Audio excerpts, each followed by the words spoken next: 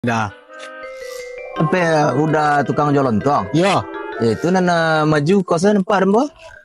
Di sini siapanya tukang kos sambil menjual lontongnya. Sinan dulu yang siru kos dah. Ini Wah. selebihnya ada pek kos itu. Dia mana man saya di sinan sama di Badak Tigo Karambi Tigo ba. Dia mana man saya sinan. Dan kecian kau dah benda ya. Tapi beko nyuken nalo kane palak lo dan beli. Tapi setahun komjen ko orang paling baga mah. Sampai ke luar negara ke baga besar sertifikat. Oi. Yaman. Lagi dah. Cerita lah. Awalnya sekampung mah. Cerita lah. Itulah dah. Sebenarnya kampung aku lah aman dah. Cuma sekuat dah aman dah. Tiap hari kane palak sekolah dah. Saya.